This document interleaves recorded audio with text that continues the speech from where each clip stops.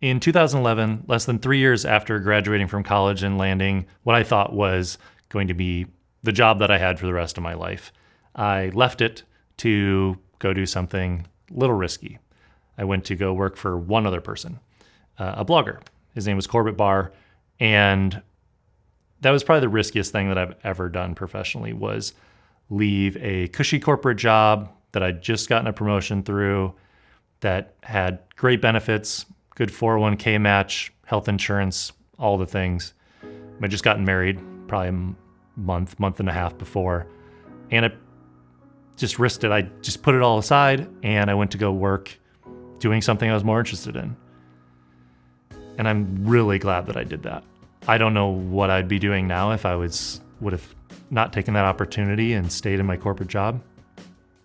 I think that risk is something I'm horrible at. So I'm even kind of surprised that I took a risk like that. Luckily, I had the support of my wife and my parents and family and everybody. But if you're in a situation like that, where you're in a 9-to-5 or you're in some sort of professional work career position where you hate it, this little conversation or this segment of an interview that I had with Matt D'Avella from the Ground Up Show, you should listen to it, because I talk about how I was able to quit my 9-to-5 job that, for all perspectives, I shouldn't have, to risk it a little bit and get myself closer to what I wanted to be doing professionally and creatively.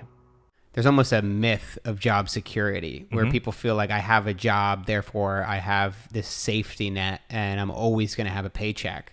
When in reality, the only kind of security you can have is to be incredibly talented and valuable to the economy.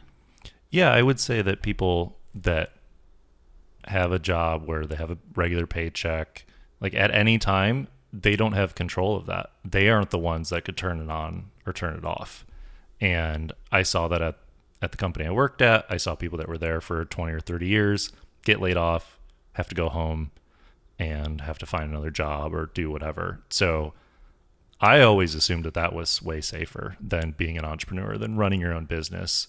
And back to what you just said, I think having the skill set, having a network of people, that's way safer than being on paper on a resume with a bunch of diplomas, having a job. How did you make the jump? So how did you go from 9-to-5 to a freelance life? So I slow and steady. I found a job working for one other person. It was an online entrepreneur, a blogger. His name is Corbett Barr. Ran a website called Think Traffic. And so I went from a company of 140,000 people to a company of 2. And that's where I learned a lot about the world of internet business, growing an audience, podcasting, making videos, all that kind of stuff. And through working with him, I got to meet a lot of people that were doing that. And that was kind of how I learned. So I didn't just quit my job, take the leap, no plan. I kind of sidestepped to working for a mentor. And I didn't know that eventually I would leave working for him, but that whole time I was learning, I was kind of seeing how people did this stuff. And you left Boeing and you started making a ton more money. Oh no, I took a big pay cut. Yeah. I lost my 401k. I lost my health insurance. Started paying $1,000 a month for Cobra health insurance, and I took a huge pay cut. It was not financially a good decision at the time.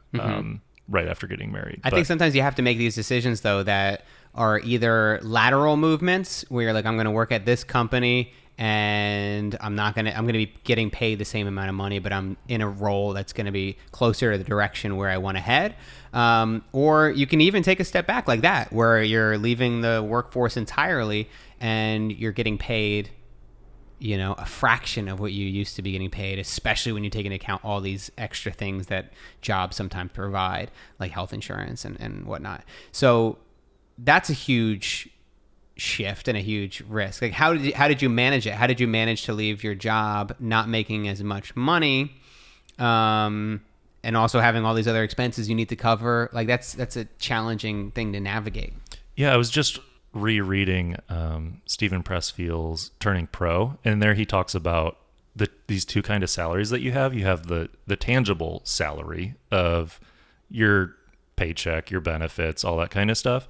And then you have the psychological salary. And to me, that was my commute to my desk job, sitting under fluorescent lights, looking at spreadsheets, being really bored. And so I would rather have the freedom and flexibility to work from wherever I wanted, doing cool stuff with learning new skills, meeting new people that were doing what I eventually wanted to do. And that was worth more than the money, than the benefits. So if you resonated with the things I was saying, the things Matt was saying in that conversation, definitely check out the whole thing. You can watch all of it right here, or subscribe to Matt's YouTube channel up here for other episodes.